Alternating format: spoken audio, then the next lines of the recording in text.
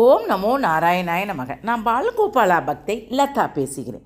நான் இப்போ last week Bangalore போயிட்டு பெங்களூர்லேருந்து 3 நாள் பேக்கேஜில் சிங்கேரி, தாய் மூகாம்பிகை, நிறையா மிருடேஸ்வரர், நிறையா ஒரு ஒரு எனக்கு தெரிஞ்சு ஒரு 10 டெம்பிள் போயிட்டு வந்தேன். அதனால் எனக்கு என்கிட்ட நிறையா என்னோடய ஃப்ரெண்ட்ஸ் எல்லாம் கேட்டாங்க, நீங்கள் ஒவ்வொரு சிறப்பையும் பற்றி எங்களுக்கு நீங்கள் சொல்லணும், நாங்கள் போனாலும் அதை தெரிஞ்சுக்கணும் அப்படின்னு அவங்க வேண்டுகோளுக்கு எனக்கு இதை நான் சொல்கிறேன். ஒவ்வொரு வரலாறையும் சொல்கிறேன். அதாவது எல்லாமே என்னுடைய சகோதர சகோதரிகளுக்காக நான் இதை சொல்ல விரும்புகிறேன். அதாவது என்னன்னு பார்த்தீங்கன்னா, ஸ்ருங்கேரினா என்னான்னு எனக்கு தெரியாமல் தான் நான் போனேன். அங்கே சாரதா பீடம்ன்றது அது ரொம்ப சிறப்பு வாய்ந்தது. அந்த பீடத்தில் அவ்வளோ வைப்ரேஷன் இருக்குதுன்னு சொன்னதுனால எனக்கு ரொம்ப நாள் ஆசை, இது நேற்றைக்கு ஆசை இல்லை, என்னோடய 20 வருஷத்தினுடைய கனவு இதெல்லாம். இந்த கனவு எனக்கு கடவுள் அருளால் இப்போ தான் எனக்கு கிடச்சிருக்குது. அதனால் ஃபஸ்ட்டு இந்த ஸ்ருங்கேரியினுடைய வரலாறு என்னன்னு பார்ப்போமா? வாருங்கள், கடைசி வரை பாருங்கள். அதாவது என்னன்னு பார்த்தீங்கன்னா, இந்த ஜகத்குரு ஆதிசங்கரை நமக்கு தெரியும். அப்போ ஜனனின்னு பாடினார்ல, அவரை பற்றி நமக்கு சினிமாலெலாம் நான் பார்த்துருக்கிறேன் அவரை. சாரதா பீடத்தினுடைய வரலாறு என்னன்னு பார்த்தீங்கன்னா, இது ஏன் நமக்கு ஸ்ருங்கேரி என்ற இடத்துல ஏன் அமைச்சிருக்கிறாங்க அப்படின்றத நம்ம பார்ப்போமா? என்னன்னு பார்த்தீங்கன்னா, இந்த ஜகத்குரு ஸ்ரீ ஆதிசங்கரர் பகவத்பாதர் சனாதன தர்மத்தின் புனித பாரம்பரியத்தை வளர்ப்பதற்காக 12 நூற்றாண்டுகளுக்கு முன்னரே ஸ்ருங்கேரியில் 4 ஆம்நாய பீடங்களில் முதலில் ஒன்றை நிறுவினார். இந்த இடத்துல இங்கு தங்கி தவங்கள் எல்லாம் செய்த ரிஷ்யசிருங்கர் முனிவரால் எப்பொழுதும் புனிதப்படுத்தப்பட்ட ஸ்ருங்கேரி பெரிய ஆச்சாரியாவை ஒரு குறிப்பிடத்தக்க காட்சியால் இவரை ஈர்த்தது. நாட்டில் வேதமே இல்லாத சமயத்தில் எல்லாத்தையும் எல்லா ஆச்சாரியாரும் சிதறடித்த பிறகு, அதாவது வேதமே இல்லாமல் எல்லாம் சிதறிச்சிற பிறகு அந்த அத்வைத வேதத்தின் உண்மைகளை பரப்புவதற்காக ஒரு நிறுவனத்தை நிறுவுவதற்காக வசதியான மற்றும் புனிதமான இடத்தை தேடிக்கொண்டிருந்தது நம்முடைய பாரம்பரியம். அதனால் ஆச்சாரியார் ஸ்ருங்கேரிக்கு வந்தபோது துங்கா நதிக்கரையில் அங்கே எங்கே ஒரு இதை நிரூபிக்கலாம் வேதத்துக்காக அப்படின்னு இப்படி பார்த்துக்கிட்டே இருக்கும்போது அங்கே என்ன செஞ்சாரா, ஒரு துங்கா நதிக்கரையில் ஒரு அசாதாரணமான ஒரு காட்சி, சாதாரணம் இல்லை, அதாவது எதையுமே நினைக்க முடியாத ஒரு காட்சியை கண்டாராம். என்னன்னு பார்த்தீங்கன்னா, ஒரு தவக்கலை இருக்குல்ல, அது தன்னுடைய பிரசவ வழியால் வெயிலில் துடித்து கொண்டிருந்ததாம். அப்போது இந்த நாகப்பாம்பு அதன் மேலே இப்படி விரித்து வெயில் படாமல் அதை பிரசவத்திற்கு அது வழிவகுச்சுதான். அந்த வெயிலிலிருந்து நிழல் போல குடையாக இருந்ததாம் அந்த நாகப்பாம்பு. அதாவது இயற்கை எதிர்களும் அன்பை தூண்டக்கூடிய இடத்தில் புனிதத்தன்மையால் தாக்கப்பட்ட ஆச்சாரியார் தனது முதல் மடத்தை நிறுவ இந்த இடத்தை எப்படி பாருங்கள், இந்த இடத்தை தேர்ந்தெடுத்தாராம். அதான் எவ்வளோ அழகு பாருங்கள்.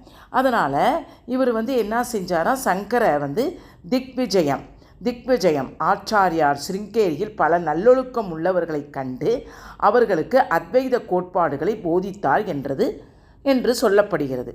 பின்னர் அவருடைய தெய்வீகமான சாரதா தேவியை அழைத்தாராம். அம்மா சாரதா தேவியை, நீ தான் எங்களுக்கு வேதங்களுக்கு துணையாக இருக்க வேண்டும் என்று அவர் தேவியை அழைச்சி அந்த தேவியை அழைத்து ஒரு உருவத்தை அங்கே பிரதிஷ்டை செய்தாராம். இப்போ பிரதிஷ்டை செய்யும்போது தென்னிந்தியாவில் ஸ்ருங்கேரியில் வேதங்களை வளர்ப்பதற்காக நிறுவிய பீடம் மற்றும் சனாதன தர்மத்தின் புனித பாரம்பரியத்தை ஸ்ரீ சாரதா பீடம் என்றும் அறிவிக்கப்பட்டது. தெரிஞ்சுக்கங்க, எவ்வளோ அழகு பாருங்கள். ஆச்சாரியார் தனது முதன்மையான சீடனான ஸ்ரீ சுரேஸ்வராச்சாரியாரை பீடத்தில் முதல் ஆச்சாரியாராக நியமித்தார். அப்போதில் இருந்தே பீடம் உடைக்கப்படாத குரு பரம்பரை ஆன்மீக குருமார்கள் நிறைய அந்த குருக்கள் எல்லாம் இவர் சேகரித்து பரம்பரையாக வரணும் அப்படின்ட்டு நிறைய குருமார்கள் எல்லாம் மற்றும் ஸ்ரீ ஆதிசங்கராச்சாரியாரை பிரதிநிதி முதன்மையாக வச்சு சங்கராச்சாரியார் ஜீவன் முக்தர்களின் மாலையுடன் இவர்களை ஆசீர்வதித்தாங்க. அடுத்தடுத்து வந்த ஆச்சாரிகள் இத்தகைய கடுமையான தவ வாழ்க்கைக்கு வழிவகுத்ததால் சீடர்கள் ஸ்ரீ ஆதிசங்கரினுடைய பிரகாசத்தை அவர்களிடத்தும் போற்றி வழிவகுத்தது. ஆதிசங்கருடைய பிரகாசமும் அடுத்தடுத்து வர ஆச்சாரியார்கள்ட்ட இன்று வரை வழிவகுத்துக்கிட்டே வருது. அதனால் ஆன்மீக சக்தியின் மையமாக இருப்பதுடன் சாரதா தேவியினுடைய இருப்பு மற்றும் பீடத்தின் ஆச்சாரியார்கள் புலமை காரணமாக ஸ்ருங்கேரி பாரம்பரிய கல்வியின் சிறந்த இடமாக அறிவிக்கப்பட்டுள்ளது. வேதங்களுக்கு விளக்கு உரைகளை வழங்குவதில் ஸ்ரீ ஆதி சங்கராச்சாரியான் பாஷ்யங்களை மேலும் விரிவுபடுத்துவதிலும் ஆச்சாரியாக்கள் கருவியாக இருந்தன. இப்போ நானே இருக்கிறேன்னா எனக்கு பின்னால் ஒரு 10 பேர் மோட்டிவேட்டாக வந்தால் தான் நான் எல்லாத்தையுமே செய்ய முடியும். அதனால் அந்த மாதிரி இவருக்கு கடவுள் இந்த சாரதாம்பாளுடைய அனுகிரகத்தால் நிறையா பேர் இவருக்கு மோட்டிவேட் பண்ணி பக்தியோடு எல்லாரும் வந்துக்கிட்டே இருந்தாங்க. அந்த பீடம் வழியாக வந்துக்கிட்டே இருந்துச்சு. அதனால் அந்த ஆழ்நிலை ஞானத்தில் சிம்மாசனம் என்று இதனால தான் வருஷையாக வந்ததுனால அந்த இடத்துக்கு அவ்வளோ ஒரு எல்லாருமே அங்கே யாரெல்லாம் ஸ்வர்க்கத்துக்கு போகிறாங்களோ அவங்களுடைய பீடமெல்லாம் நான் பார்த்தேம்மா. அந்தந்த இடத்துலே அப்படியே சமாதியாக வச்சு எப்படி நம்ம ராகவேந்திராவுக்கு அந்தந்த இருப்பிடத்துலே சமாதியிலேயே அவருக்கு கோயில் கட்டி வச்சுருந்தாங்களோ அந்த மாதிரி ஒவ்வொரு ஆச்சாரியாருக்கும் ஒரு பீடமாக அமைச்சர்.